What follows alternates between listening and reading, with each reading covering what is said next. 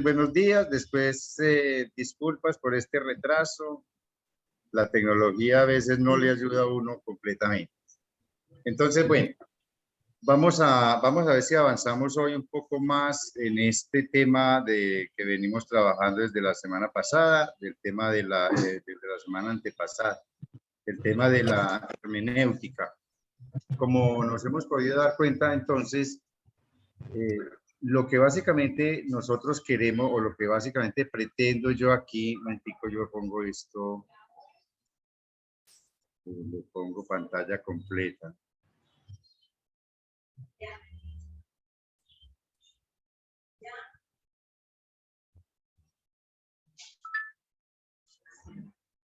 Lo que pasa es que últimamente no sé por qué este sistema no quiere como caminar, es medio forzado.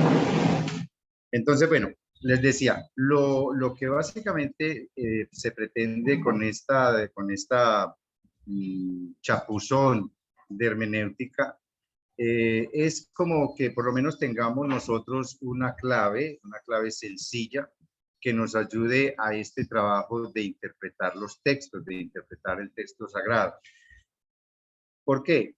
Porque pues una cosa es el texto que fue escrito hace más de 2000 años para el Nuevo Testamento, unos 2000 años, y alrededor de 3000 o un poco más, 3000 años para una comunidad muy específica. Una cosa es el texto cuando se escribe para esos destinatarios y otra cosa es el texto que a lo largo del tiempo la humanidad, las distintas culturas, las distintas confesiones o los distintos lectores van recibiendo. Entonces, por eso se hace tan importante el estudio o la aplicación de una herramienta que nos ayude a llegar al sentido inicial, al sentido original y a la intencionalidad que tuvo el autor cuando puso por escrito esto que encontramos en la Sagrada Escritura.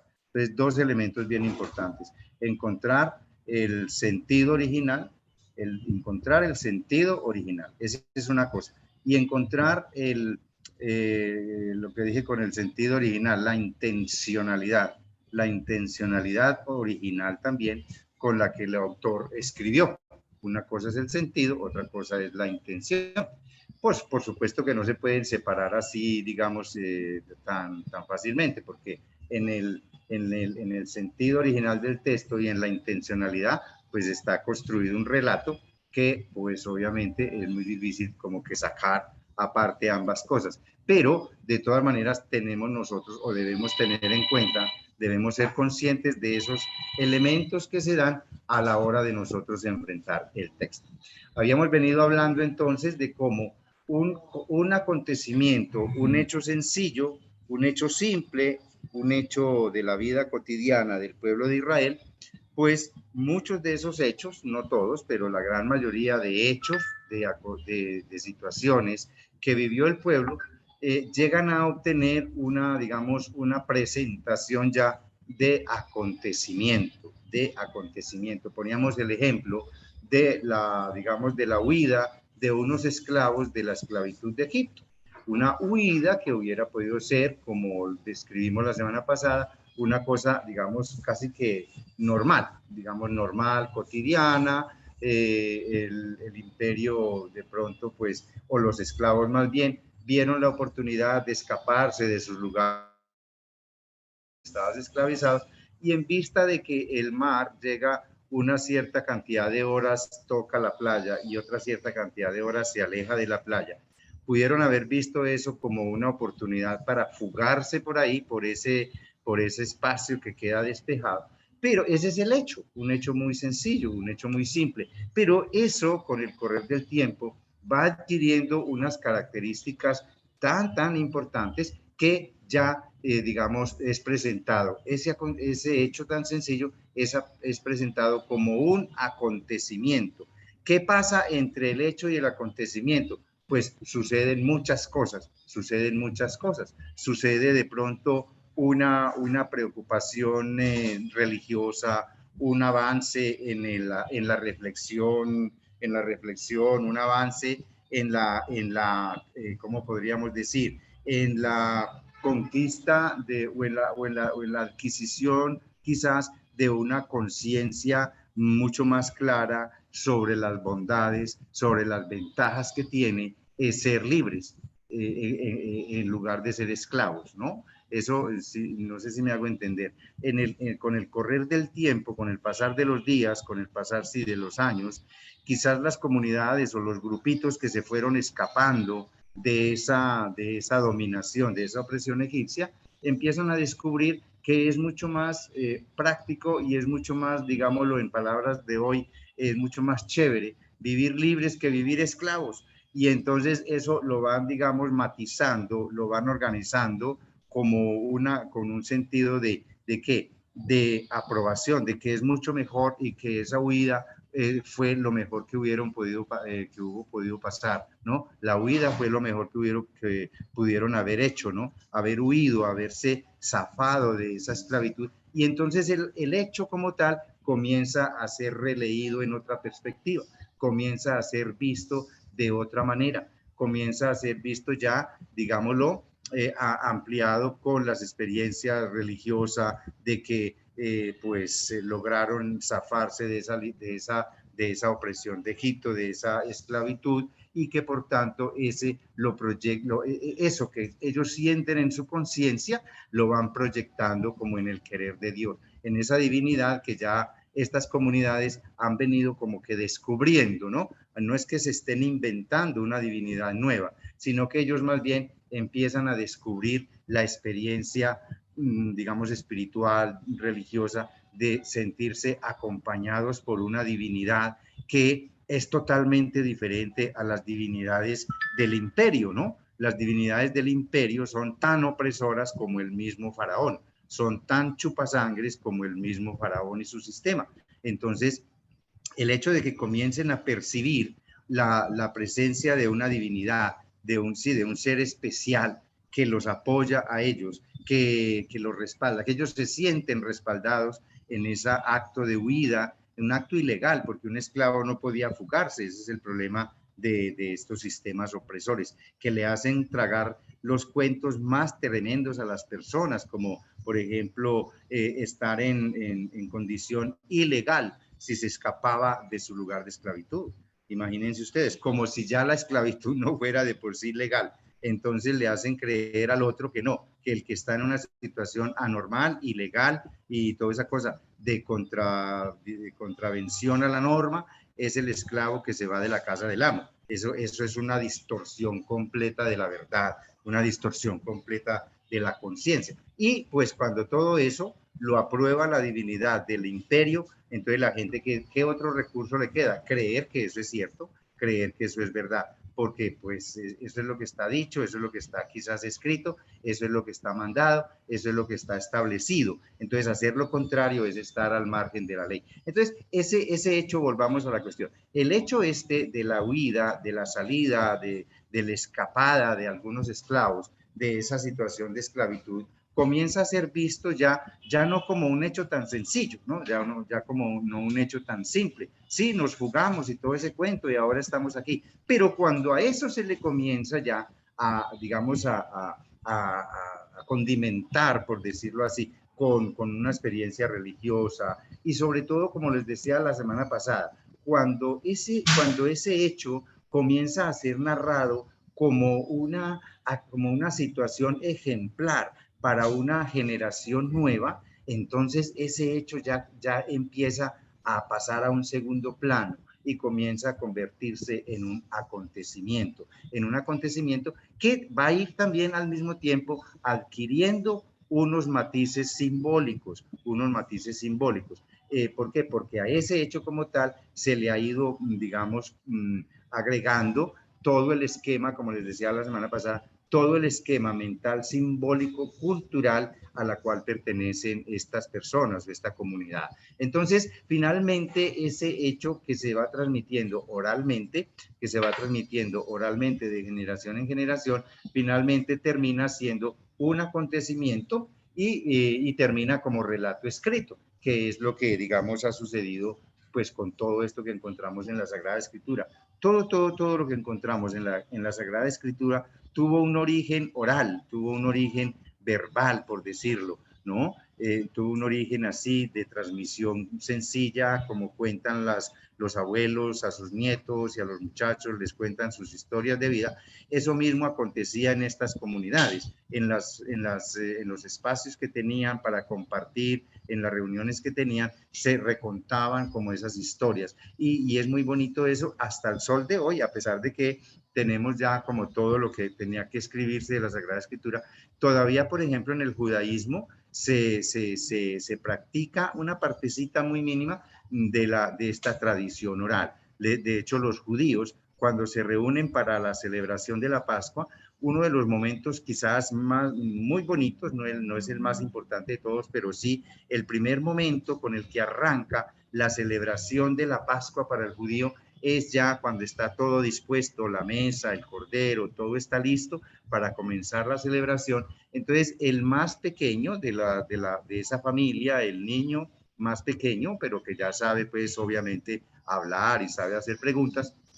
Entonces, ese muchachito le pregunta digamos, al mayor, al más viejo de la familia, le pregunta, ¿qué es lo que celebramos esta noche? Ese es como una especie de ritual, ¿cómo se dice?, de protocolo para la celebración de qué es lo que celebramos esta noche. Entonces, el más viejo de la casa, y es muy significativo que sea el niño en actitud del que aprende y el mayor, el viejo, el que ya sabe, el que tiene toda una tradición y comienza a narrar eso. Esta noche santa celebramos el gran acontecimiento mediante el cual la fuerza poderosa de Yahvé sacó a los israelitas de la opresión de Egipto. ¿Sí ven? Entonces, eso que se cultiva hasta el sol de hoy en las familias judías, pues eso mismo, eso era la praxis normal en el antiguo Israel. Entonces, bueno, volviendo al caso, el acontecimiento, el hecho como tal, el hecho que haya sido y que haya marcado de alguna manera la conciencia del pueblo, pues sigue un proceso que después podríamos visualizarlo. Creo que aquí por ahí tengo el esquema en una de las diapositivas. Sigue un proceso lento, no es un proceso acelerado, no es un proceso ni mucho menos de afán, sino un proceso lento que va, digamos, respondiendo a las necesidades de la comunidad, a las necesidades del grupo. En fin, sigue un proceso hasta convertirse en un relato escrito, ¿no? En un relato escrito. Entonces, en ese relato ya encontramos dos elementos que son muy importantes. Encontramos el texto y el contexto. El texto y el contexto. Como quien dice, el texto pues se refiere a las palabras que nosotros podemos ver en el relato. Entonces, dijo Yahvé a Moisés, di a los hijos de Israel que esta noche, Esas son las palabras, esas son las expresiones, digámoslo así, las frases, las oraciones que se dicen para un texto. Pero también hay un momento que hay un elemento más que hay que tener en cuenta en el texto como tal, es el contexto, es decir, todo lo que a ese texto, lo podemos asimilar con lo que hemos venido diciendo, el hecho sencillito, todo lo que se le fue agregando, nuevas experiencias, nuevas relecturas, nuevas cosas, nuevas reflexiones, nuevos elementos que lo que les he dicho, el esquema mental simbólico de la cultura le fue agregando al hecho. Eso es lo que constituye el contexto. Entonces aquí tenemos ya dos elementos. La semana pasada alguien hacía la pregunta sobre la cuestión de la exégesis y la hermenéutica. Cuando nosotros abordamos el texto, entonces hay dos tareas que son fundamentales. Mediante la exégesis, nosotros podemos explicar las palabras, o una cierta expresión. Por ejemplo, a ver, no sé, cualquiera, volviendo al caso de los hijos del Antiguo Testamento, pero también podemos ir al Nuevo Testamento. Vamos a suponer el pasaje de ¿qué? El pasaje de la Samaritana. Entonces nos dice Juan que Jesús iba por Samaria y se encontró a una mujer que estaba en un pozo sacando agua y que Jesús le habla y le dice, dame agua. Entonces, pues ahí aparentemente no hay palabras raras, no hay palabras desconocidas, porque además ya son digamos, frases que están traducidas a nuestra lengua y las podemos, digamos, entender con facilidad. Pero, pues no está de más explicar, bueno, Samaria es una región es una de las 3 regiones que conforman el pueblo, el país de Israel, que está construido básicamente por 3 regiones, que son al norte Galilea, más o menos por el centro está Samaria y hacia el sur está Judea. Eso es Samaria. Jesús entonces está en territorio samaritano, para explicar pues el término y sobre todo porque como nosotros no somos de habitantes de esta región, no se puede dar por sentado que todo el que escucha ese relato, entonces ya sabe qué es Samaria o dónde está Samaria, ¿ok? Entonces hasta ahí ese fue un trabajo exegético, explicar la palabra como tal. Jesús iba de camino y entró a la región de Samaria y se encontró con una mujer que estaba sacando agua de un pozo. ¿Qué hay ahí de raro? ¿Qué hay ahí como que necesita explicación? Pues nada, pero no está de más aclararle al oyente, al que escucha la palabra, decirle, mire, la práctica antigua en estos pueblos del cercano oriente es que allá no habían acueductos, pues porque como ya uno está formado con el tema de que uno se levanta y nada más es abrir una llave y ahí está el agua, se va a lavamanos, va a la cocina, lava platos y ahí está el chorro. Eso no era igual en la antigüedad. En la antigüedad la gente tenía que aprovechar la época de lluvia y pues cavaban unos pozos, el territorio se presta para eso, cavaban unos pozos profundos y el agua que se depositaba, el agua lluvia que se depositaba ahí en la temporada, permanecía por bastantes meses. Entonces, ¿qué le tocaba hacer? Pues ese era un pozo que era, digamos, para toda una comunidad. Pues no había un pozo por cada familia. Habría 1, 2 o 3 pozos, dependiendo del tamaño de la población. Entonces, las familias iban y especialmente las mujeres y en muchos casos también los niños eran los encargados de ir, llevar, no sé qué vasija sería, algo de barro, no sé, llevaban y sacaban agua del pozo para el consumo de la casa, ¿no es cierto? Entonces, esa hasta ahí es una tarea exegética. Nos explicó el término, nos explicó la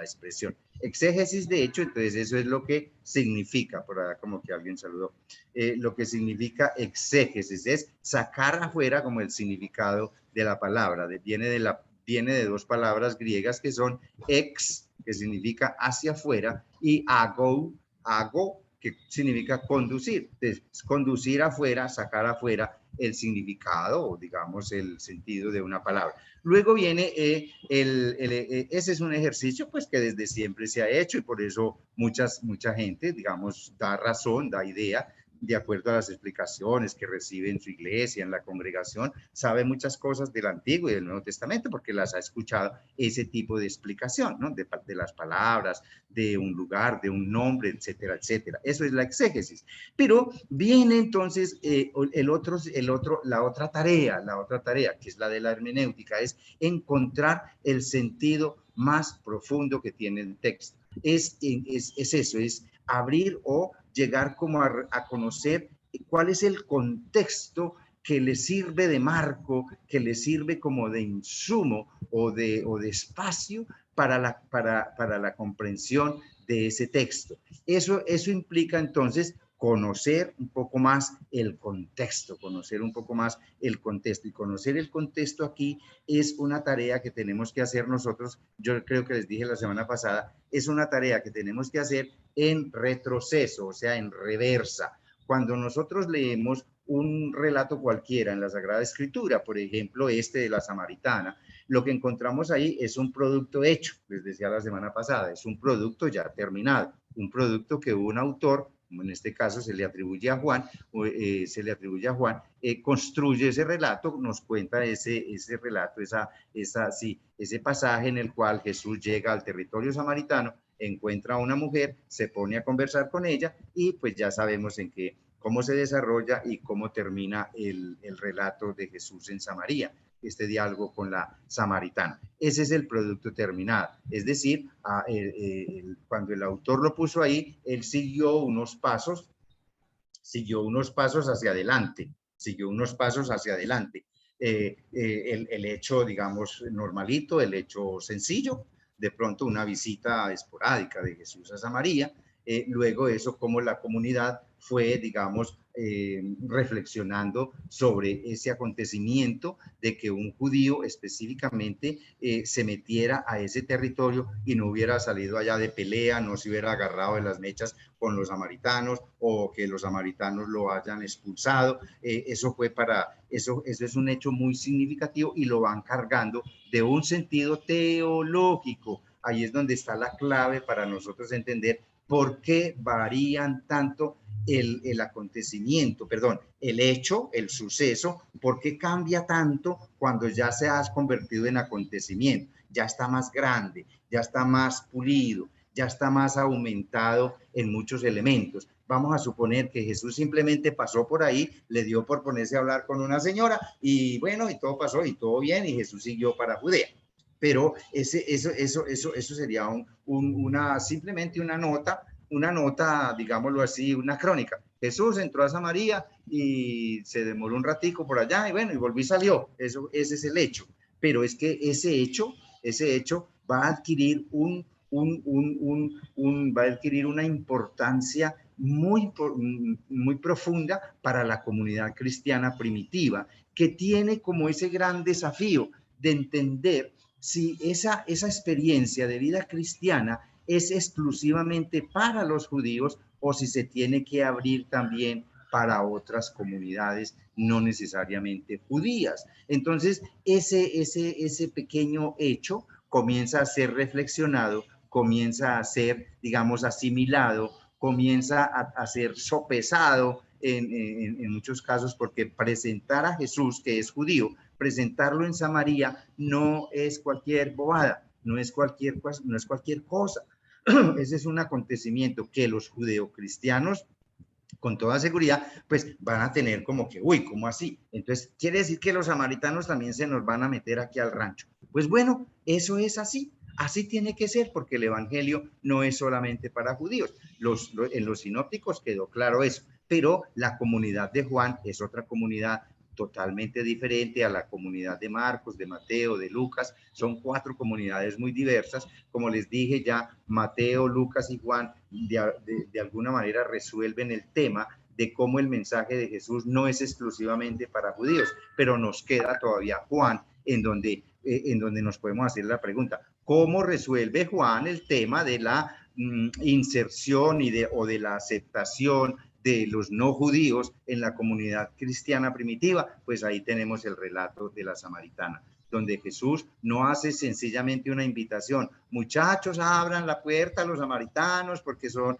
aunque no han sido muy bien queridos por los judíos, pues son nuestros hermanos. No, Jesús no se pone con discursos, Jesús mismo, y de acuerdo con el relato, Jesús va allá y habla con la samaritana, y digamos, la pone en un aprieto grande, porque que un hombre se dirija a una mujer, y más en un lugar medio solitario, pues era muy arriesgado, Si el marido se llegaba a mirar que ella le estaba respondiendo a un hombre, pues iba a tener un problema muy serio, porque de una ya quedaba calificada como prostituta, como, en fin, como cualquier cosa. Entonces, mire que ahí hay toda una lectura que tenemos que hacer. Entonces, bueno, queda claro entonces que el trabajo de la hermenéutica es entonces coger el relato que ya está terminado, es un punto de llegada para el escritor que conoció el acontecimiento, o el escritor más bien puede que haya conocido el hecho o sencillamente lo recibió como de sus antepasados, recibió el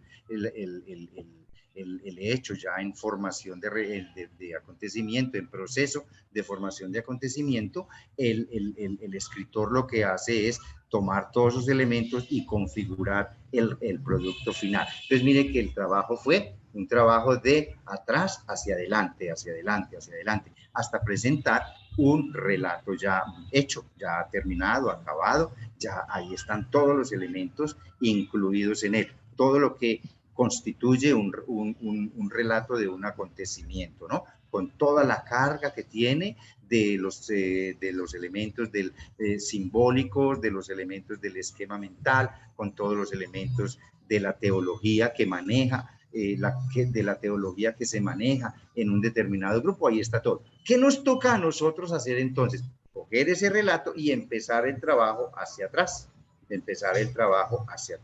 Ese es el trabajo grande que nos toca como desde este punto de vista de la hermenéutica, es coger el relato y echar hacia atrás, ir encontrando hasta llegar al punto original, a lo que le dio sentido al relato, Pues ¿con qué finalidad? Con la finalidad de ir entendiendo por qué una cosa tan sencilla resultó siendo ya todo un relato impregnado de un revestimiento, más bien, revestido de toda una cantidad de elementos teológicos que sirvieron en el Antiguo Testamento para alimentar la fe del judaísmo, y los relatos del Nuevo Testamento en esa misma dinámica pues sirvieron a las comunidades primitivas para alimentar la fe de esas comunidades. A nosotros hoy nos toca entonces mirar, nos toca ya ese trabajo de devolvernos hacia atrás todo lo que sea necesario y pues caer en cuenta que a nosotros nos toca entender que en la tradición cristiana de todos estos 20 siglos, muchos relatos, por ejemplo, han sido entendidos de una cierta manera, pero que en el fondo no era esa manera como había que entenderlo. Vamos a poner un ejemplo.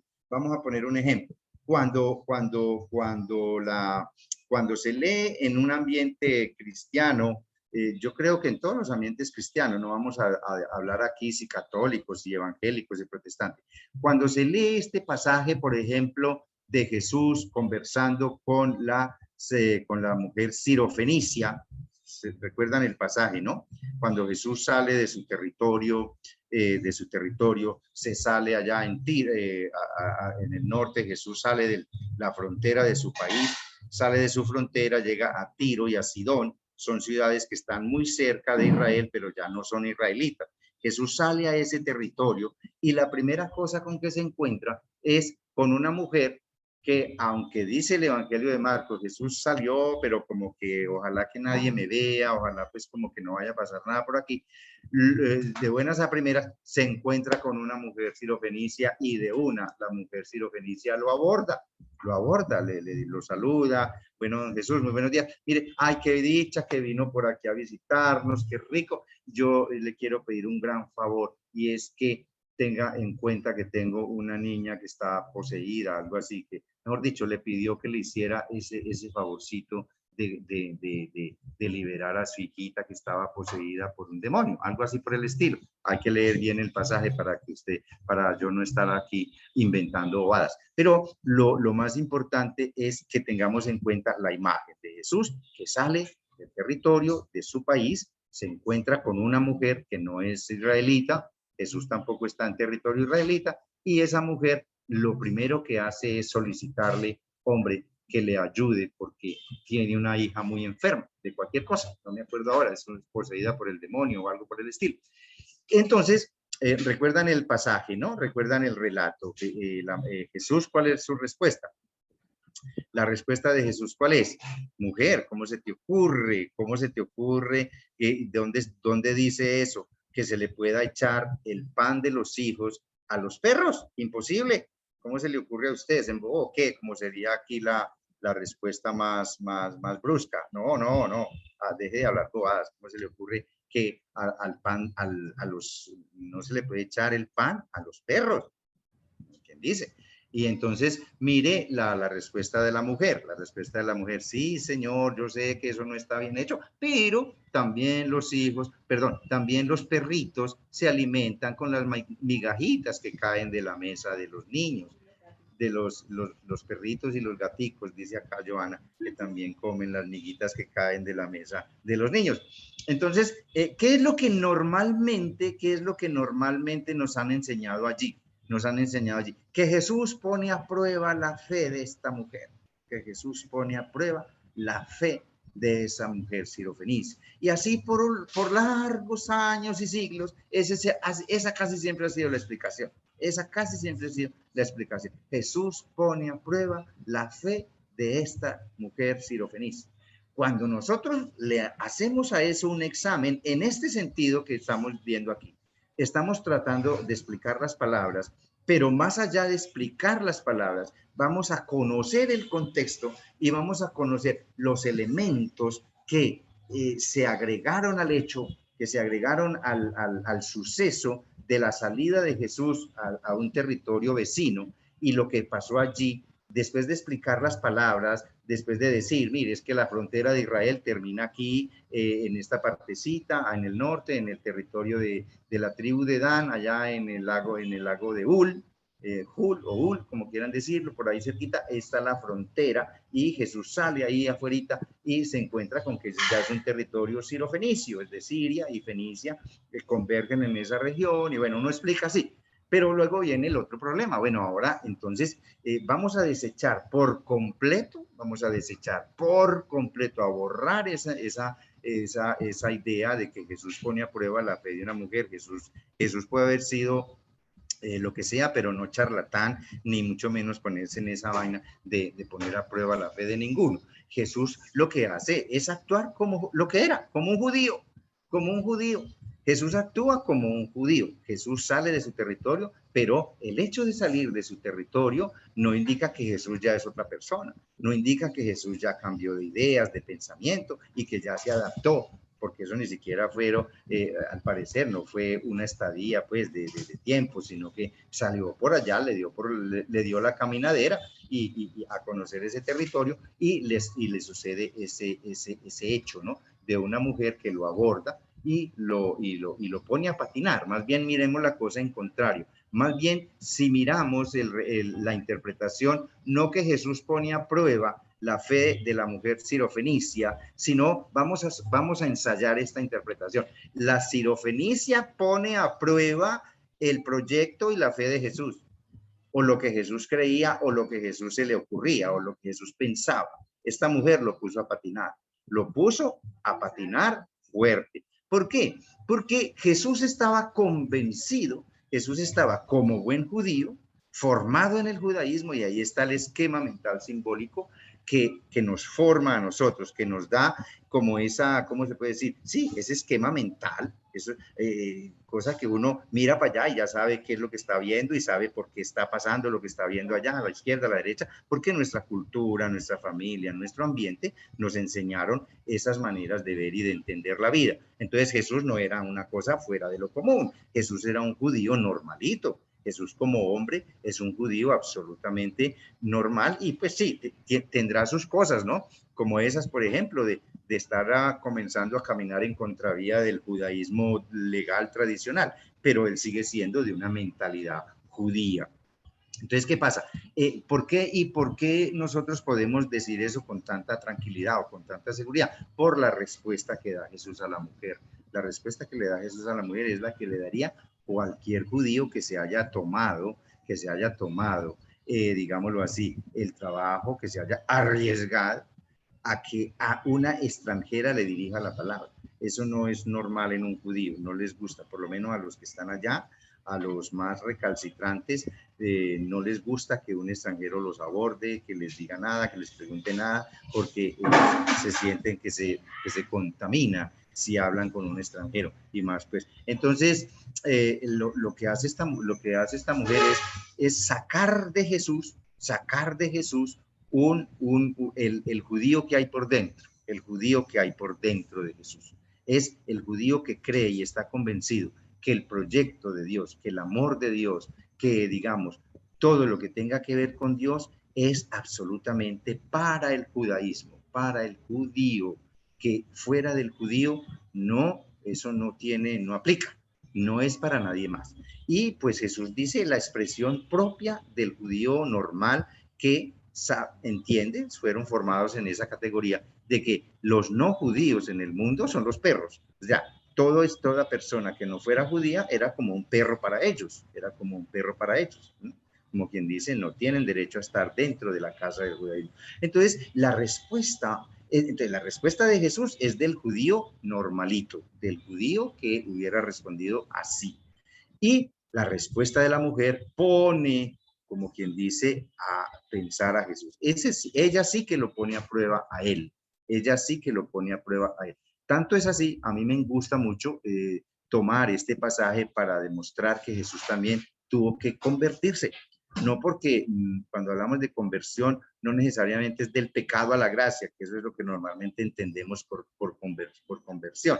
No es que Jesús hubiera estado en pecado, no que Jesús está equivocado en digamos, en el enfoque y sobre todo en el concepto de universalidad de Dios. Jesús todavía pensaba que su proyecto, que todo lo que él quería realizar era para su pueblo de Israel, no más, no más. Pero cuando esta mujer le dice eso, también los perritos se alimentan de las migajas que caen de la mesa de los hijos. Este señor Jesús se tuvo que arrodillar delante de la mujer. ¿Por qué? Porque es decirle, mire, está muy bien, pero Dios es más grande que el pueblo judío. Dios es mucho más que un pueblo que toda la vida le ha dado la espalda, que toda la vida ha sido reacio a seguir su proyecto, que acabó con los profetas que no le prestaron atención, que todavía en ese momento seguían trabajándole a la idea de un Dios opresor, de un Dios legalista, de un Dios de todo lo que fuera. Entonces, ¿cómo se le ocurre que Dios, que es tan inmensamente grande y poderoso y misericordioso, se va a quedar ahí metido en el pequeño mundo del judaísmo? Ahí yo creo que Jesús tuvo que haber repensado muy bien su esquema, su manera de pensar, su proyecto. ¿Cómo así, Dios mío bendito, que yo estaba pensando que esto que yo quiero hacer es solamente para este puñado de judíos de dura cerviz, de cabeza dura? Y cómo así que yo le estoy negando a esta mujer la posibilidad también de conocer el amor, la gracia, el poder de Dios? Y ahí dice, pues, mijita, váyase para su casa, lo que usted pide ya está concedido. O sea, como quien dice, ese es el gran momento en el que Jesús se convierte de ese judío tradicional, de ese judío con ideas muy bonitas, muy chéveres, pero todavía muy encasillado en ese esquema mental reducido del judaísmo. Jesús ahí se le cae todo eso. Y a partir de ahí ya su mensaje, digamos que su proyecto comienza a tener un nuevo sentido. Esa es la manera como Marcos enseña a la comunidad, porque quizás la comunidad también está en ese mismo problema, en el mismo problema de esa comunidad de Marcos que se cree que está dueña de la vida, de la verdad hecha en Jesucristo, tienen de pronto como esa especie de temor, de duda, de si aceptar a que otras personas que no sean del grupo también conozcan estas verdades, también lleguen a ese punto de sentirse tan amados, tan mimados de parte de Dios. Y Marcos toma este pedacito. Entonces, no, mire que Marcos no cuenta, no, es que acuérdense que Jesús un día fue a Sirofenicia y por ahí, no, aquí hay todo un hecho que se ha convertido en un acontecimiento. Y es un acontecimiento que está cargado de valores simbólicos que hacen que el texto pase a un segundo plano. ¿Por qué? Porque ahora lo que importa es en ese texto ver el contexto y ver todo lo que hay ahí para ser explotado, para que llegue, digamos, a tener un sentido verdadero para el lector, para el creyente. Ese es el gran trabajo que nos espera a nosotros como estudiosos, pues como afiebrados, yo digo afiebrados por conocer lo que hay detrás de cada texto, que yo creo que eso es lo más bonito, es llegar como a eso, superar como esa especie de lectura reducida, esa especie de lectura literal que no lleva a ninguna parte, porque eso a dónde va a llevar una lectura literal del texto de la Sagrada Escritura, no nos lleva a ninguna parte. Pues es el fundamentalismo, eso no tiene sentido. Eso es votar corriente. ¿Por qué? Porque nos quedamos con lo de encimita, nos quedamos con lo de encimita sin entender todo lo que hay por debajo. Entonces, mire que sí captamos la idea de que muchas veces una interpretación o una explicación de un texto se va pasando y va pasando y nunca logramos como a percibir verdaderamente, a ser conscientes de toda la riqueza que hay por dentro. ¿Por qué? Porque no, pues porque no es porque nosotros seamos, digamos, descuidados o porque nosotros tengamos responsabilidad en ello, sino quizás porque no hemos tenido la oportunidad de una información y sobre todo de una formación bíblica orientada a eso, a encontrar el sentido de cada texto, el sentido de cada relato, el sentido y pues la intencionalidad. Aquí vuelve y funciona el sentido del texto y la intencionalidad del autor del texto. ¿Cuál es el sentido del texto? Dar a entender que el evangelio, el proyecto de Jesús, no es exclusivo para Israel. Y la intencionalidad del autor, que en este caso es Marcos, si tomamos a Marcos, la intencionalidad es enseñarle a su comunidad a que esa cosita, esa pendejadita de que en el grupo solo pueden estar los buenos, los que Jesús, o bueno, los que nosotros a veces creemos, los que fueron llamados por Dios. No, es que hay mucha gente que no son llamados por Dios y nosotros los tenemos que llamar, nos tenemos que impregnar, les tenemos que dar como ese mensaje para que ellos se sientan también incluidos, para que ellos no sientan que se están, digamos, valiendo o se están alimentando con las migajas que caen de nuestra mesa, sino que ellos también tienen derecho al plato principal. Ellos tienen también derecho al plato fuerte de este festín, que es conocer y vivenciar el evangelio. ¿Listo? Entonces, ese es el sentido del relato y la intencionalidad del relato. Entonces, esas son las dos tareas bien importantes. La exégesis, yo no me acuerdo quién fue la semana pasada, me preguntó que si íbamos a explicar esos dos términos. Si fue, que si íbamos a explicar el término exégesis, nos explica las palabras, una expresión, una cosa, nos la explica y ya. Pero la hermenéutica nos tiene que llevar a conocer el contexto más amplio, el contexto más amplio. Y aún no podemos decir que explicando el contexto ya queda todo, porque yo les expliqué el contexto, pero hay que ver ahí la simbología que hay detrás, por ejemplo, del hecho como tal. Jesús sale de la frontera de Israel. Ahí hay un simbolismo que inclusive pues, lo podemos hasta relacionar con el profeta Ezequiel. Cuando el profeta Ezequiel está predicándole a sus paisanos en el, ¿cómo se llama esto? En el destierro de Babilonia, Ezequiel hace una tarea muy bonita, muy hermosa. Ezequiel no era profeta inicialmente, Ezequiel era un sacerdote. Yo ya les dije eso la otra vez. Ezequiel era sacerdote del templo de Jerusalén, pero él en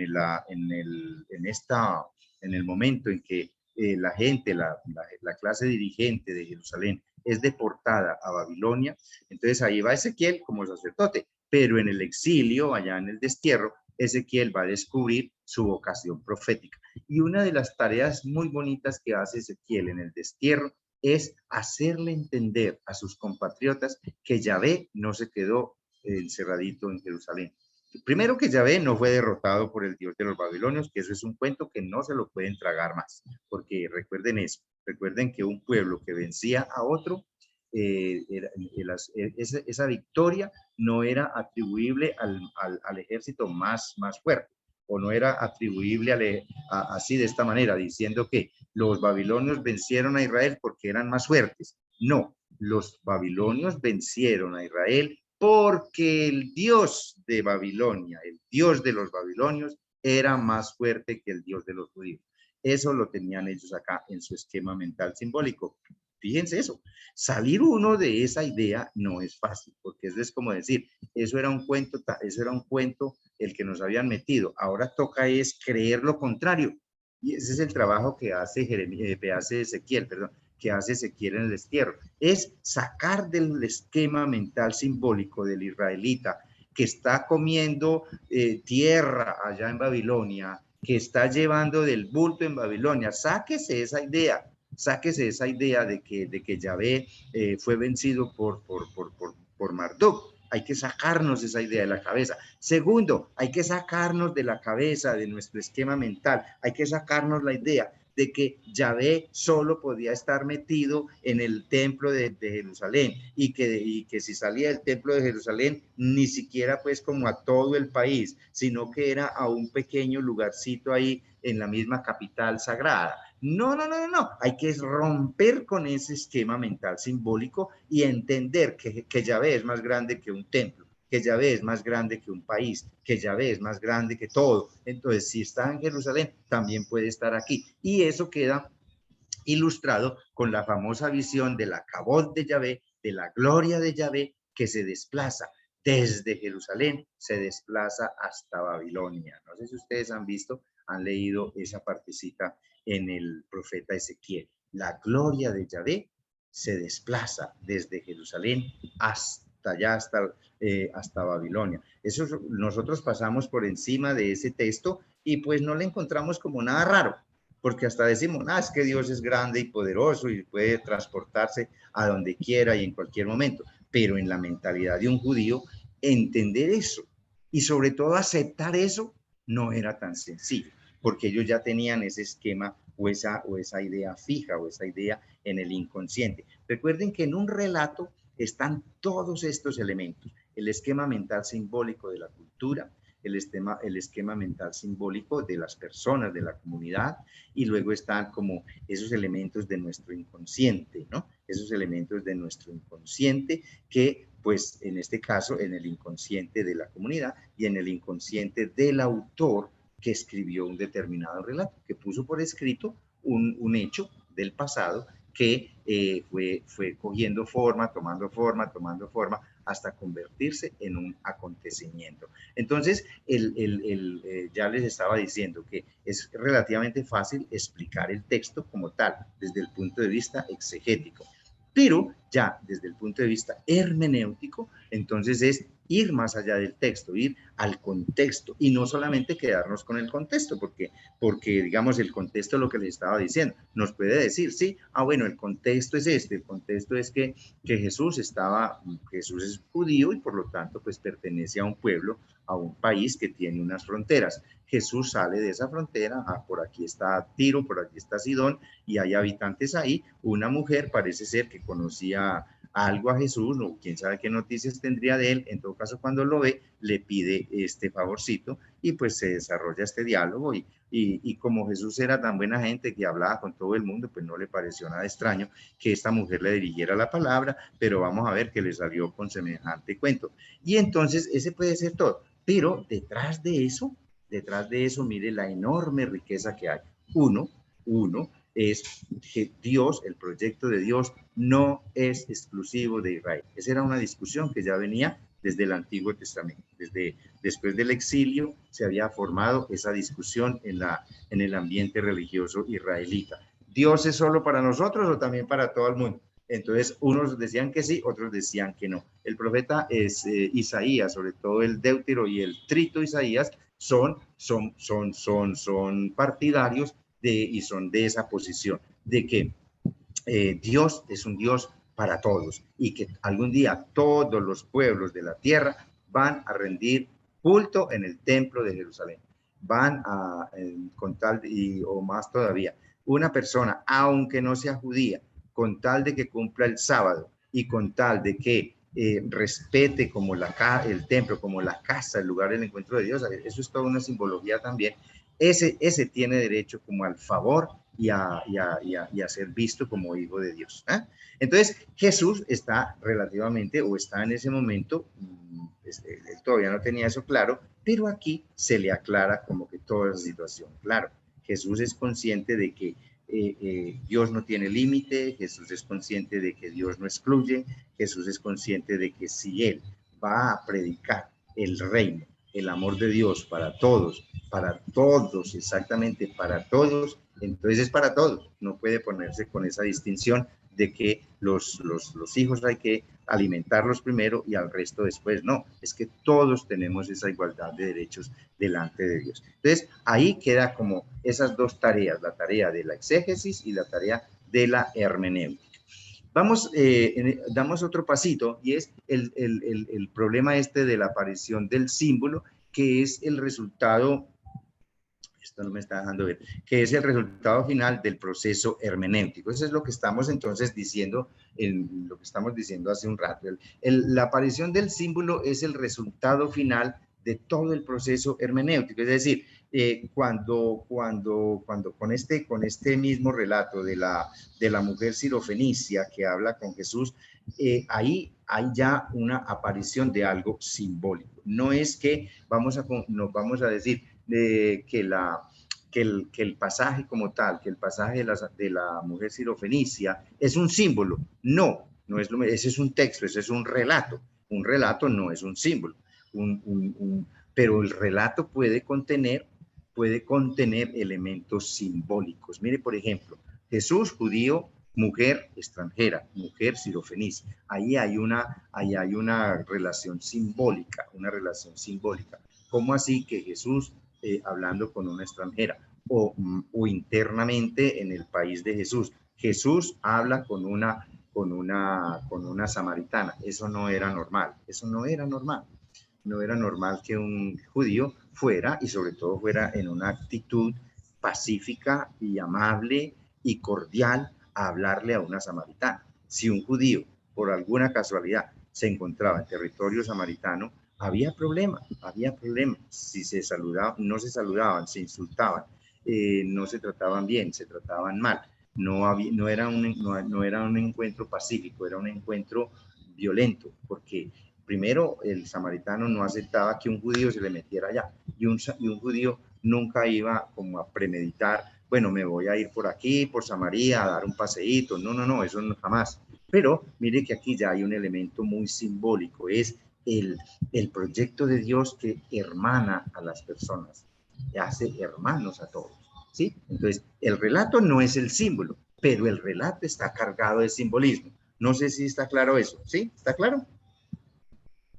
Alguien que me haga una ceñita para yo estar como contento. Ah, bueno. Sí. Ah, Claro, está claro. ya me dieron dedito arriba. Entonces, muy bien. Ok, entonces no podemos confundir, no podemos decir, bueno, vamos a leer el símbolo del Evangelio según San... No, no, no, es que los relatos son relatos. ¿De qué? Pues de acontecimientos, pero el relato tiene una riqueza simbólica en cuanto que está invocando o está, digámoslo así, reflejando situaciones que la comunidad digamos, la toca en su conciencia, la toca en su interior. Ese es más o menos como el efecto que tiene un símbolo. ¿Qué es un símbolo? Un símbolo es algo que a nosotros nos toca nuestra sensibilidad interior, nos hace como, digamos, ver, nos hace como sentir aquello que es difícilmente sensible, o nos hace entender aquello que es muy difícil de entender. El símbolo es eso. La misma palabra lo indica. Mire, ¿cómo está compuesta la palabra símbolo? La palabra símbolo está compuesta de dos raíces. La palabra sin, palabras griegas, sin, que significa con, y balein, que significa juntar. Entonces, sin, que significa con, y juntar, ¿cómo se puede decir? Conjuntar. Entonces, el símbolo conjunta dos elementos que son muy importantes. Lo físico con lo que no es tan físico. Lo visible con aquello que es invisible. Lo decible con aquello que es indecible. Lo fácil de experimentar con aquello que es inexperimentable o inexperienciable. Ese es el símbolo. Pero esos símbolos, recuerden esto muy importante, el símbolo no es universal.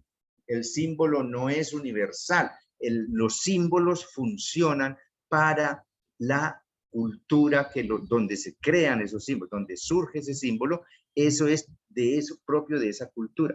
Es muy distinto al signo. El signo es universal. El signo no necesita, el signo de por sí no suscita en ti ningún sentimiento, ninguna sensibilidad. Por ejemplo, ¿cómo? A ver, un ejemplo. Aunque de hecho, pues nosotros hablamos impropiamente de símbolos patrios, más bien la bandera, el escudo son los signos con los que se representa Colombia. Pero si un extranjero, si uno en algún momento está en el extranjero, lleva ya un mes, 2 meses, 3 meses, y de pronto por ahí, no se escucha el himno nacional de la República de Colombia. Pues a uno se le paran los pelos y uno siente, ay, el himno de Colombia. ¿Por qué? Porque eso le recuerda a uno su tierra. O si uno llegara a ver por allá una arepa de huevo, alguien la está haciendo, ay, la arepa de huevo. El arepa de huevo de hecho no es un símbolo, pero sí, pero es algo que le atrae a uno como esa sensibilidad por su tierra, por su cultura. En el campo religioso, entonces, un símbolo es aquello que suscita en el creyente, en este caso la comunidad, la primitiva comunidad cristiana, suscita en el creyente ese sentimiento especial, ¿no? De sentir cercano lo que es lejano, de hacer decible lo que es indecible, de hacer visible lo que es invisible. Y en ese sentido hablamos, por ejemplo, muy de manera apropiada de surge como la realidad del sacramento, la realidad del sacramento, la realidad sacramental de la palabra. Por eso es tan difícil para nosotros muchas veces como que sentirnos tocados profundamente por la palabra de Dios. Sí, hay que decirlo muy realísticamente. ¿Por qué? Porque a veces lo que hay ahí dentro de ese texto que leemos no toca de pronto mucho nuestra sensibilidad interior, porque ese texto, hay que decirlo, no fue escrito para nosotros. Ese texto no fue escrito para nosotros. Nosotros hoy lo utilizamos de alguna manera para alimentar nuestra fe, pero de aquí la enorme importancia que tiene nosotros concentrarnos y consagrarnos a estudiar como un poquito cada vez más seriamente la Sagrada Escritura, porque está bien que el texto no fue escrito para nosotros, pero nosotros nos lo podemos apropiar y es lo que tratamos de hacer durante todos estos siglos de historia. Es que nosotros podemos apropiarnos de ese texto, pero hacerlo de una manera, digamos, metódica y también científica, porque aquí hay que camellarle, aquí hay que estudiar, aquí hay que analizar el contexto, el sentido que tenía para el pueblo, para la comunidad, muchos de los elementos. Entonces, por ejemplo, volviendo al caso, cualquiera de los dos casos es importante en este momento, el caso de Jesús en territorio extranjero, en Sirofenicia, o el caso de Jesús en Samaria. Para un judío, entonces, para un judío que era de la primitiva comunidad cristiana, ya comienza a ser ese encuentro de Jesús con la samaritana, más allá del escándalo que podría suscitar, pero ¿cómo así? Es que a Jesús se le ocurrió semejante barbaridad. No, ya hay ahí un hecho, hay un valor, eso ya tiene una carga simbólica. Ya el cristiano tiene que entender, un momentico, en nuestra comunidad, nadie es más que nadie, nadie es menos que nadie. En nuestra comunidad, todos tenemos y podemos contar con la cercanía de Jesús, con el amor, con la acogida de Jesús. Eso no excluye a nadie. Entonces, no hay absolutamente ningún argumento, ningún derecho para nosotros excluir a alguien, para nosotros llegar siquiera a pensar que como este proviene de este ambiente, que como esta otra proviene de aquella familia o de aquel estrato o de aquella región, entonces no puede ser de nuestro grupo, que eso lamentablemente ocurre en muchas comunidades no anglicanas o episcopales, de pronto sí, pero no es tan visible. De pronto en otros ambientes religiosos sí es muy visible. Si el aspirante a una cierta comunidad no tiene pues como un cierto nivel social, pues no puede estar ahí, o no tiene una cierta, digamos, reputación de familia, entonces no puede estar ahí. Mire, por ejemplo, y no es para comparar ni para hablar mal de nadie, hasta 1965, que se celebró el Concilio Vaticano II, por ejemplo, una persona que en su familia hubiera habido situaciones violentas, por ejemplo, que un tío mío o mi papá hubiera asesinado a una persona, yo no podía aspirar a ser sacerdote, ni se me ocurría. O que un muchachito nacido de lo que se llamaba antiguamente un hijo natural, que ya eso cambió la terminología, ya no se llaman hijos naturales, sino hijos extramatrimoniales, ya por lo menos se dignificó el motete ese, la expresión. Un hijo extramatrimonial nunca podía aspirar a la carrera sacerdotal en un seminario, en la iglesia católica romana, ¿no? Mire el caso de Marco Fidel Suárez. Marco Fidel Suárez era hijo de una madre soltera, era hijo de una lavandera, era hijo de madre soltera. Y se dice que Marco Fidel Suárez en su primera juventud quiso ser sacerdote y fue rechazado en el seminario de Medellín o de Bogotá, no me acuerdo ahora, porque no tenía papá, porque era hijo natural, se decía en esa época.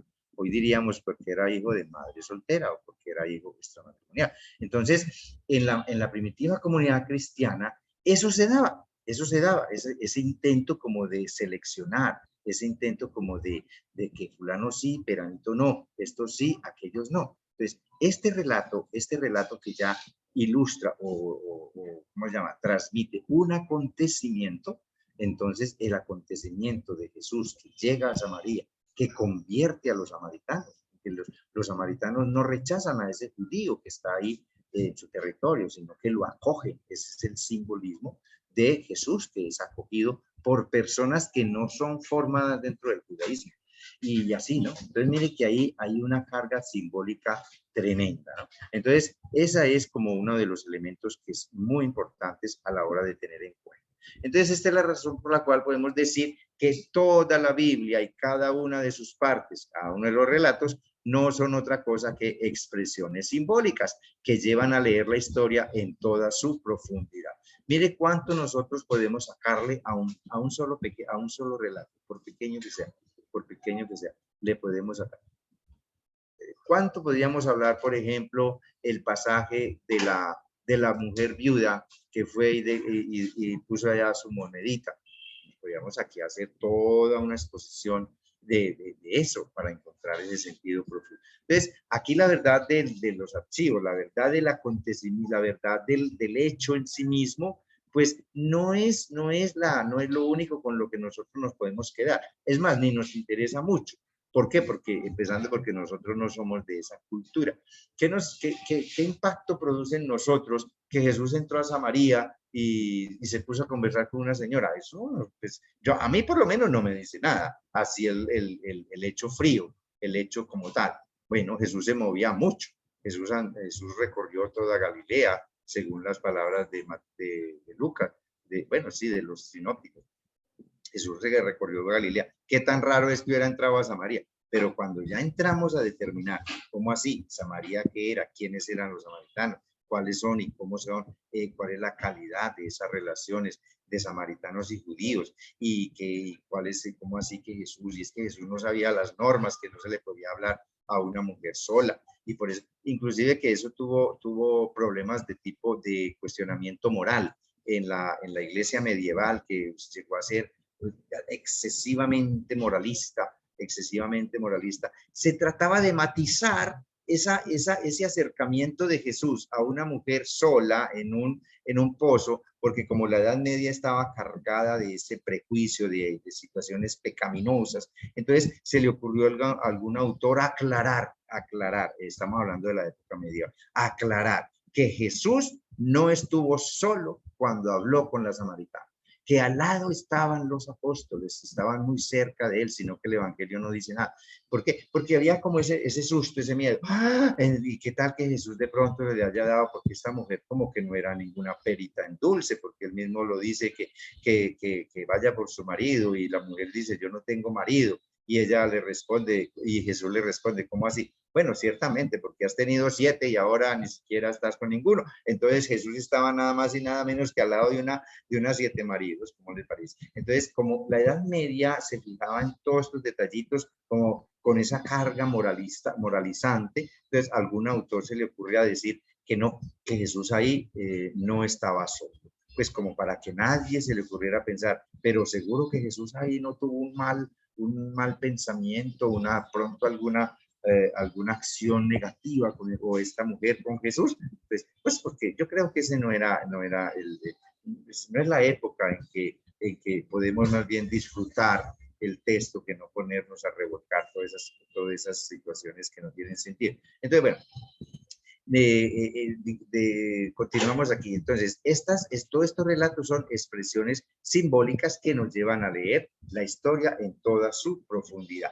Cuando nosotros logramos leer esa historia en toda su profundidad, el hecho frío, pues no interesa tanto. Lo que interesa es como todo lo que fue enriqueciendo el hecho hasta convertirlo en un relato.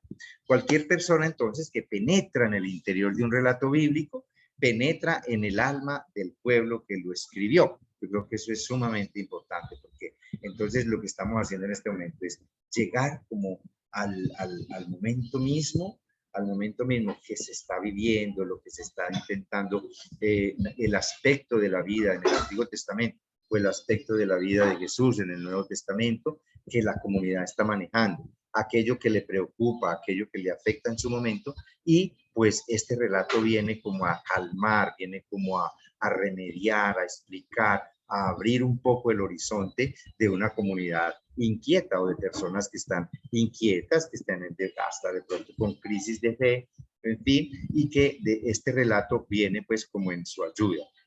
Yo creo que eso es lo más bonito y lo que nosotros sí, en donde nosotros sí podemos como llegar y engancharnos ahí para lograr ese efecto, que debe tener el relato hoy, ¿no? El relato hoy, que uno es el efecto que tuvo en la comunidad primitiva o en los primeros tiempos del cristianismo, y otro es el efecto que a lo largo de la historia ha venido teniendo hasta llegar a nuestros días, ¿no? Mire que son efectos muy diferentes. Y pues, ¿cuál es la idea? Que ese efecto de hoy sea muy similar al de la comunidad cristiana primitiva. Nosotros logramos experienciar, vivir eso. Por eso entonces, digamos que todo método hermenéutico, método hermenéutico, para que en un relato bíblico llegue a sentir el alma de este pueblo, debe ser un método esencialmente simbólico. Eso es muy importante. Eso es muy importante, y por eso yo creo que es necesario que nosotros le prestemos mucha atención al tema de los símbolos y del funcionamiento de los símbolos. Y por eso esta propuesta de lectura hace tanto énfasis en lo simbólico que hay detrás de cada relato. ¿Qué es lo simbólico que hay detrás del relato? ¿Qué es aquello que hace vibrar la fe, vibrar el corazón, vibrar la conciencia de la comunidad cuando escuchó, cuando vio este relato escrito, cuando lo manejó, primero que todo, cuando lo manejó oralmente? ¿Qué era lo que lo hacía vibrar? ¿Qué era lo que lo hacía sentirse animado en la fe, sentirse, digamos, iluminado por esa presencia? ¿Qué era eso? Ese es el elemento simbólico del relato. Vamos entonces así, de una manera, digamos, de una manera rápida, porque yo creo que ya nos está agotando el tiempo. Miércoles ya va a ser la 1. Vamos a mirar rapidito estos 4 elementos que hacen parte, o sí, de la aparición del símbolo. Yo después les paso el documento, después les paso este documento cuando lo tenga un poquitico más bien elaborado. ¿Cuáles son los pasos? A ver, esto se me corrigió por aquí. ¿Cuáles son los elementos hermenéuticos que hacen posible la aparición del símbolo? Estamos hablando entonces de el simbolismo. No nos estamos metiendo en un tratado sobre símbolos, sino más bien hemos tocado la idea de lo simbólico, el simbolismo que hay y que nosotros no podemos ignorar, el simbolismo. A veces a mí me han dicho, profe, pero entonces si uno en la Biblia encuentra como que entonces todo lo puede reducir, eso es simbólico, esto es el simbolismo. Entonces, ¿qué sentido tiene leer la Sagrada Escritura? Pues mucho, todo, porque desafortunadamente nosotros somos de una época o somos una cultura acostumbrada a leer un texto y nosotros sí, como que no sé, si nos tocó bien, si no nos tocó también, ¿no? Y hacemos ahí esfuerzos por mirar, cerrar los ojos, a ver el Espíritu Santo que nos ilumina. No se trata de eso, no se trata de leer el texto y cerremos los ojitos, a ver el Señor, el Espíritu que nos ilumina. No, eso es perder el tiempo.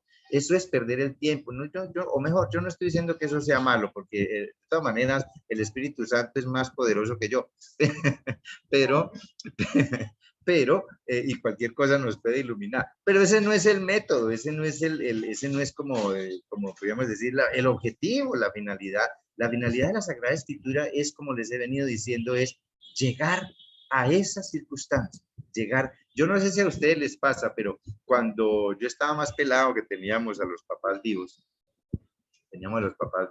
a veces conversando con ellos, nos contaban las historias de su vida, ¿no? Cuando estaban pelados ellos, cómo era y uno decía, ay, qué rico volver como allá, como vivir esa experiencia del papá o de la mamá en su casa, cómo era, y uno preguntaba, y esto cómo lo hacían, y aquello, lo demás allá, y era uno, pues tenía como esa ilusión, ah, qué rico como que reconstruir eso, volver a estar allá, hablar con los abuelos, pero uno ahí metido, pues como en el cuento y toda esa cuestión, pero eso nunca se podía dar, porque ya pues el tiempo que no perdona, ya nos había separado muchísimo de esas épocas.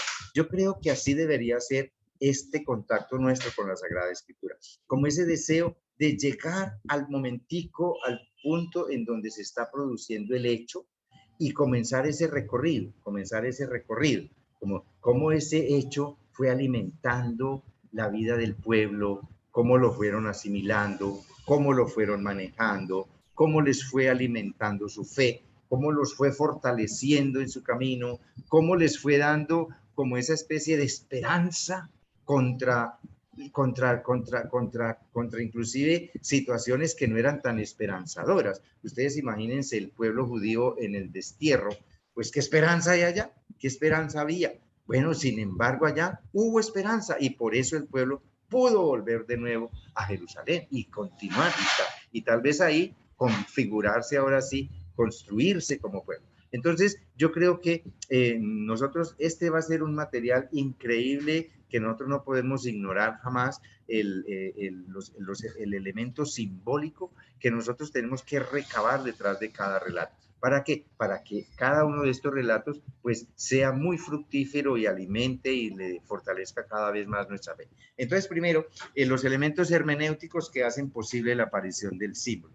En primer lugar, hay que tener en cuenta que el valor del relato no está en reproducir el suceso tal y como acaeció. Miren, esto es importantísimo. El valor del relato no está en reproducir el suceso tal y como aconteció. ¿Por qué? Porque nos quedamos en las mismas, nos quedamos como sin riqueza, nos quedamos sin nada. Vamos a suponer, si nosotros nos quedamos con el relato simple, si algún historiador, por ejemplo, se le hubiera ocurrido a poner por escrito, o bueno, a alguno se le hubiera ocurrido poner por escrito o tomarle una foto o hacer un video de el juicio que le hicieron a Jesús o de su carga con la cruz o de la crucifixión y que nosotros eso era lo único que tuviéramos. Un tipo que fue juzgado por revoltoso, le fue condenado a muerte de cruz, él mismo llevó la cruz y allá lo crucificaron. ¿Qué raro tiene eso? ¿O qué de especial tiene? Si Jesús ni siquiera fue el primero, Jesús ni siquiera fue el primero que crucificaron. Eso eran cantidad, porque malhechores ha habido toda la vida en todas las culturas y en la cultura judía, pues de acuerdo con con el pensamiento romano, y con el mismo judaísmo también, muchos adquirían pues como esa fama, eran malhechores. Mire, por ejemplo, que cuando están juzgando a Jesús, hay un oponente o hay un competidor que es Barrabás. Ese sí era un malhechor. Nosotros hoy en día decimos, Jesús no era malhechor, pues porque ni siquiera sospechamos que Jesús de pronto se le hubiera ocurrido ser un malhechor. De una vez descartamos, ¿no? Entonces decimos, el malhechor sí era Barrabás. Pero entonces, mire, si nosotros nos cuenta en un relato, mire, un día las autoridades del templo se dispusieron con un hombre llamado Jesús, lo juzgaron, vieron que era reo de muerte, como ellos no podían matar a nadie, quitarle la vida a nadie, se lo entregaron a Pilato, que era el que tenía el derecho, según Roma, de ejecutar esa sentencia, y lo crucificaron, y ya, cambio y fuera. Entonces, nosotros, ¿qué nos quedamos haciendo ahí? Por más que imploremos la luz del Espíritu Santo, no vamos a obtener nada, nada, porque es que ¿qué noticia es esa? ¿Qué noticia es esa? Y más en nuestro contexto, donde hay muertos y muertos y muertos todos los días. ¿Ah? Entonces, una muerte más, un hecho más de una muerte, uno decir, no, es que están matando desde el origen mismo de la humanidad, matan a la gente. Pues por el contexto mismo en que nosotros nos estamos moviendo. Miren las noticias de hoy que están, no sé qué, bandas por allí, o cómo se llama eso, organización criminal, matando gente sin miedo, mandando información. Si vemos gente en la calle a tal hora, los pasamos al papayo. Eso es un hecho, eso es un suceso. Eso no toca, digámoslo así. Entonces, este es un primer momento importantísimo. Hay que tener en cuenta que el valor del relato no está en reproducir el suceso tal y como acaeció. Un relato no por sí mismo nos da una noticia, pero no nos transmite lo que nos transmite un relato hecho acontecimiento. Entonces, el suceso original es solo un motivo para que alguien diga todas esas cosas que dicho suceso despierta en quien parte. Una cosa es la noticia de que Jesús fue crucificado, el hecho. Otra cosa es todo lo que suscita en el corazón, en la mente, en el sentimiento de las personas que habían simpatizado con Jesús. Otra cosa es eso. Entonces, esos sentimientos que se van agrandando, que se van compartiendo, que se van difundiendo, que se van llevando hacia adelante, van transformando ese hecho en sí, el hecho de la crucifixión, lo van transformando en un hecho en mí, es decir, en el impacto que eso produce desde mi posición religiosa, desde mi fe, grande, chiquita o mediana.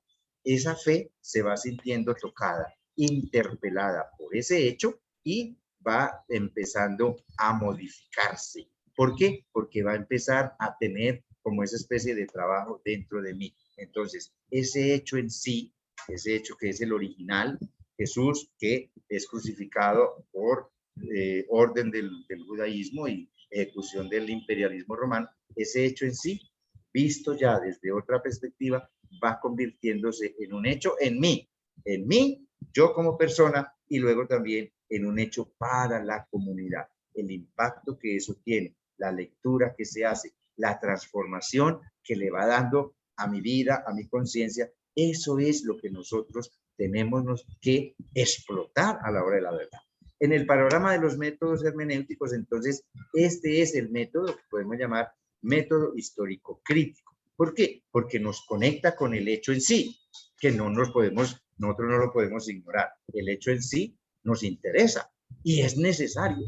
Y ojalá, mientras más lo desnudemos, mientras más sencillo logremos como ubicarlo, es mucho más fructífero, porque entonces lo vamos a comparar el hecho sencillo con el hecho ya, el relato, como ya viene cargado de todos estos elementos que hemos dicho, de simbolismo, del esquema mental simbólico, de los sentimientos, las esperanzas, las ilusiones, las frustraciones, todo lo que el pueblo siente, la persona y el pueblo siente, eso va a estar reflejado en el relato. Entonces, ahora sí, si conocemos este proceso, que es histórico, por eso se llama método histórico crítico, ahora sí, eso va a ser para nosotros una cosa impresionantemente enriquecedora, ¿no? Entonces, ese es el primer elemento. El relato como tal, pues no es tan impactante, ¿no? No es en sí, no es, ¿cómo se dice? La idea no es quedarnos con el relato, con el suceso como aconteció, sino con el relato ya enriquecido. Y hay que aclarar que no es que nosotros pretendamos decir que un relato falseó el hecho. No, lo agrandó, lo enriqueció, le metió ahí tantos elementos que están ahí para que nosotros los disfrutemos. Yo creo que ese es un aspecto de la revelación divina, donde Dios va revelándose en esas pequeñas cosas, en ese fenómeno, Dios se va revelando. Y por eso también podemos hablar de inspiración. La persona que, el evangelista o el autor sagrado, que se le ocurrió poner esto por escrito, yo creo que hay dentro como ese impulso del espíritu para que esto tan bonito, tan importante, no quedara en el vacío, no quedara en el vacío. Ustedes saben que en las tradiciones orales tienen ese riesgo de irse perdiendo hasta que se pierden del todo. El otro paso importante o el segundo momento es, debemos saber que lo simbólico de los relatos bíblicos exige tener en cuenta las estructuras mentales de quién o de quienes leyeron el suceso original. Nosotros no podemos pasar por alto eso. Entonces, en todo relato bíblico, siempre, nosotros necesitamos saber cuáles son esos elementos sí, de las estructuras mentales, simbólicas de la cultura, de las personas que les dieron eso. Para informarnos más, para ser más cultos, no, para ayudar a nuestra fe, para que nosotros conectemos con ese fenómeno, con ese proceso, con ese proceso mediante el cual Dios se está manifestando al ser humano. Ahí está todo ese material para que nosotros pues hagamos el esfuerzo y hagamos también un acto de fe. También aquí hoy Dios está hablándonos porque a esas, digamos, formas, a esas estructuras mentales que nosotros descubrimos, que nosotros llegamos como a aclarar en un relato, las podemos hacer muy similares a las de nosotros. Son estructuras mentales, en donde normalmente hay actitudes de esperanza, hay actitudes de desesperanza, de amor, de odio, de pasión, de intriga. Todo eso está en el relato y todo eso lo sentimos nosotros y todo eso lo podemos entonces combinar y decir, claro, aquí hay una acción. Por aquí Dios me está pidiendo o nos está pues manifestando que caminemos por esta partecita. Entonces, esas estructuras son las primeras en transformar el suceso. Esas estructuras mentales, porque no es leer el suceso así frío, como los, mire por ejemplo un ejemplo, valga la redundancia, el capítulo 24 de Lucas. Mire el ejemplo tan bonito, el ejemplo ahí clarito. Los discípulos de Maús, ellos leyeron el suceso y se quedaron con el suceso.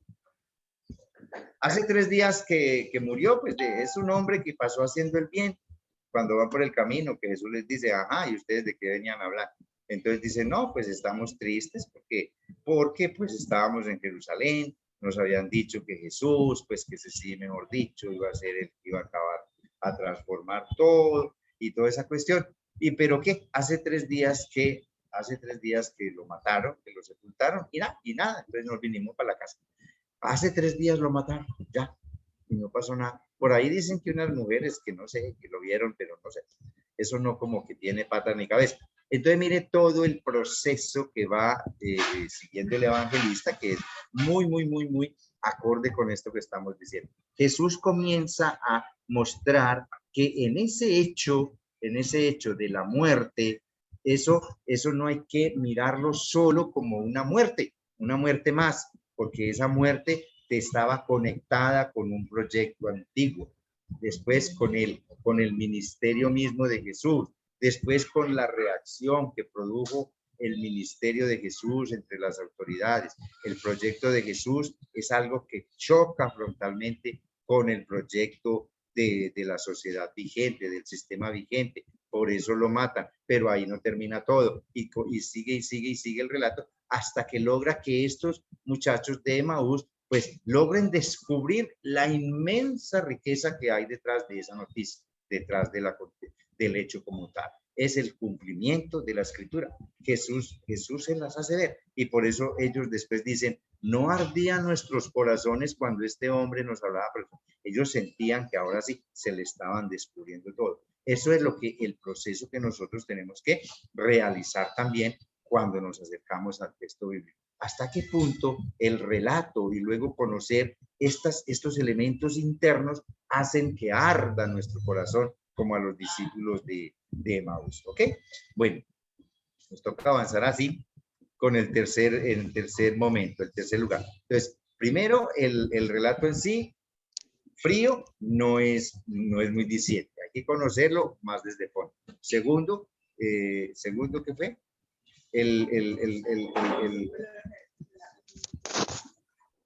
Exacto. En el relato bíblico nosotros no podemos ignorar la estructura mental simbólica del pueblo, de la cultura, de la comunidad que leyó el acontecimiento. Y en tercer lugar, es necesario tener en cuenta que una hermenéutica correcta debe tratar de llegar al mismo inconsciente personal o colectivo del autor del relato. Eso aparentemente es muy ambicioso, porque uno dice, ¿y cómo voy a hacer yo para llegar al inconsciente de Marcos, al inconsciente de Lucas, o al inconsciente de Mateo, o de Pablo, o de estos autores bíblicos? ¿Cómo hago? Bueno, yo creo que ya hemos venido hablando mucho. ¿Cómo tenemos que ir? Volver al hecho original, volver a la casa paterna, como les dije hace un rato, a la casa de nuestros padres, de nuestros abuelos, cómo eran, cómo vivían, lo que hablaban, lo que no hablaban, cómo se comunicaban, cómo hacían para cocinar, para planchar, para hablar por el celular que no había, cómo hacían para vivir sin celular. Esa es la gran pregunta que hacen hoy los muchachos. ¿Cómo hacían esta gente para no tener un celular las 24 horas del día en la mano? Entonces, y ellos preguntarán, ¿cómo hacen estos muchachos de hoy en día para estar pendientes de un bendito celular las 24 horas del día? Entonces, bueno, volviendo entonces a eso, que es importantísimo como tarea inminente, es llegar al inconsciente personal o colectivo del autor del relato. No es lo mismo llegar al inconsciente de Marcos. Llegar al inconsciente es deducir de todo lo que él maneja, el lenguaje, las palabras que utiliza, las expresiones que utiliza, deducimos de ahí sus convicciones, deducimos sus temores, sus miedos, sus dudas, también sus esperanzas, también sus iluminaciones. Todo eso es posible lograrlo en un relato. Entonces, la tarea importantísima es llegar y conectar con el inconsciente del autor, con el inconsciente de la comunidad, con el inconsciente. Por allá hay un micrófono abierto y nos produce un poquito de susto aquí, como esa cosa de ultratumba. Entonces, bueno, entonces todo ese es un material que para nosotros ha estado oculto por mucho tiempo, o yo no sé si alguno de ustedes pues ya había trabajado esta partecita, pero ojalá que de pronto no la hubieran trabajado, para que se estrenen conmigo, para que hagamos como el ejercicio de comenzar a hacer este trabajo y de hacerlo de una manera muy fructífera, ¿ok? Después puedo mostrar esto con más tiempito para que cada uno lo lea.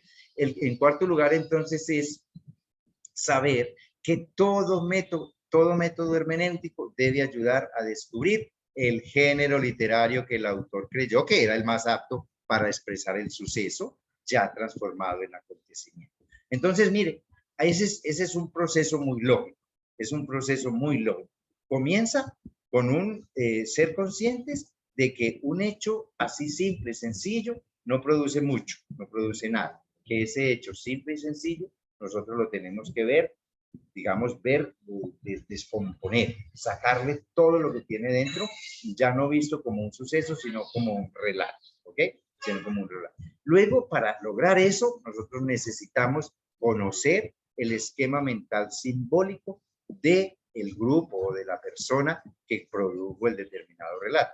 En un relato está siempre involucrada la comunidad o está involucrado el pueblo, si hablamos del Antiguo Testamento. En los relatos del Nuevo Testamento están involucradas las comunidades cristianas, no la comunidad cristiana, porque no hay una única comunidad cristiana, hay muchas comunidades cristianas. La prueba de ello es que está la comunidad de Lucas, la comunidad de Juan, la comunidad de Pedro, la comunidad de Mateo, la comunidad de, ¿quién me falta? De Marcos, la comunidad de Pablo. ¿Cuántas comunidades cristianas tuvo Pablo?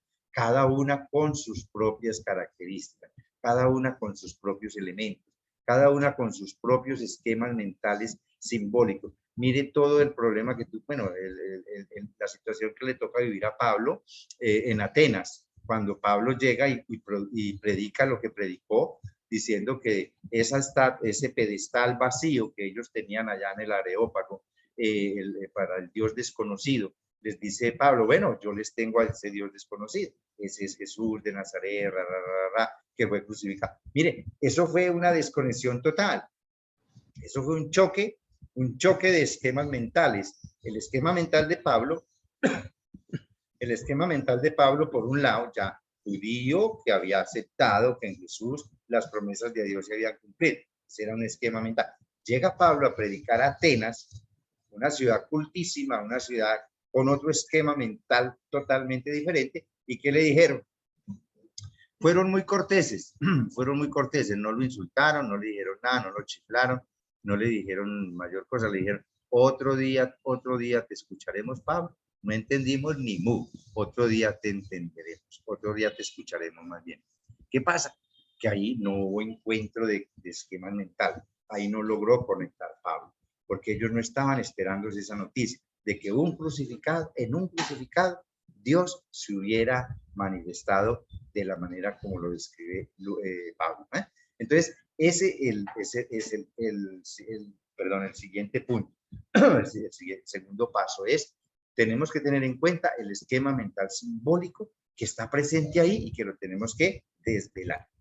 El tercer elemento es, entonces, la necesidad de llegar al inconsciente del escritor o de la comunidad en donde ese hecho se fue convirtiendo en un relato. Y este cuarto momento es que ese método, perdón, el escritor o ese acontecimiento convertido en relato y transmitido oralmente, llega un momento en que alguien lo pone por escrito. Y alguien lo pone por escrito escogiendo de acuerdo a su modo de ver, de acuerdo a su manera de pensar, de acuerdo al lenguaje que él maneja o a sus talentos que tiene como literato, pues lo pone bajo un género literario específico. Por eso es tan importante conocer también esta teoría de los géneros literarios en la Sagrada Escritura, que de pronto pues a veces se nos pasa desapercibido. A veces leemos un texto y se nos olvida que ese texto, ese pedacito que leímos, es un género literario. De por donde dé, hay que acomodarlo en uno de los géneros literarios. Por eso es importante, como dije, conocer la teoría de los géneros literarios para nosotros aprender a distinguir cuándo es uno, cuándo es otro, cuándo se maneja este, cuándo se maneja aquel, qué sentido tienen y toda esa cuestión. Y pues si nosotros manejamos un poquito el tema de la teoría de los géneros literarios, nos va a quedar mucho más sencillo, entonces, entender un poco más el texto y podemos pasar con mucha más, digamos, seguridad y tranquilidad a los otros pasos que nos exige el método que estamos aprendiendo, que después vamos a hacer pues como ejercicios que nos ayuden a entenderlo mejor con textos concretos, ¿ok? Entonces, bueno, aquí tenemos este símbolo, este cuadrito, no lo vamos a mirar todo porque ahí se nos iría como hasta las 4. Entonces, pero por lo menos es como más o menos lo que hemos venido diciendo así teóricamente. Un hecho sencillo que resulta finalmente, el hecho sencillo está a la izquierda, un hecho sencillo, el hecho en sí mismo. Luego a la derecha encontramos el hecho enriquecido, o sea, hecho relato. Pero mire que entre el hecho en sí y el hecho ya enriquecido, mire todos los elementos que tiene de por medio. Es decir, es un camino que se va recorriendo, es un camino que está lleno de filtros, es un camino en donde se le van mezclando elementos. Parte de ese hecho va quedando en el inconsciente, después el mismo inconsciente lo revierte en formas, lo revierte en maneras simbólicas, lo revierte a la comunidad, lo hace vivencial, lo hace de alguna forma, lo va enriqueciendo.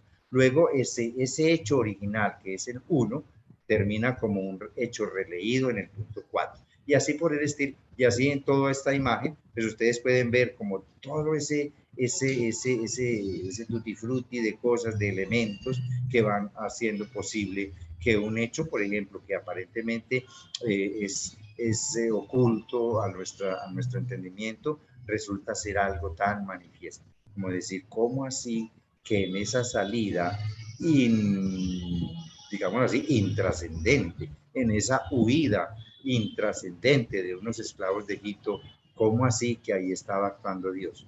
Mire, que hay una cosa oculta, pero que luego, con el correr del tiempo, se va haciendo manifiesta. Ahí había una acción de Dios, ahí había una presencia de Dios en esa salida de Egipto. ¿Cómo así que en eso, que es perfectamente creíble, perfectamente abordable, perfectamente describible, que unos esclavos estaban aburridos y se volaron aprovechando un espacio que dejó el mar? Pues eso que es tan fácil de decir tiene detrás algo indecible, algo intangible, algo incomprensible, pero que luego se va haciendo creíble y comprensible a través o sí, mediante la apertura de la fe. Entonces, bueno, eso después lo vamos a mirar con más detenimiento. Y ahora, pues, para que nos quedaría pendiente esta tareita, el punto histórico en el que se apoya toda la Biblia, que le da unidad a la misma y que hay que recuperar al interpretar el texto. Todos los textos de la Biblia parten siempre de hechos que ocurrieron en el pasado real, que ocurrieron en el pasado. Así no hayan sido, digamos, hechos tangibles o visibles. Por ejemplo, ustedes me van a decir, inclusive la creación. Sí, sí, porque hubo un momento en que se produjo una creación. Pero, ¿cómo y cómo? Bueno, van surgiendo mil maneras de describir algo que nadie vio, pero que todo el mundo da crédito de que eso que está ahí es una creación.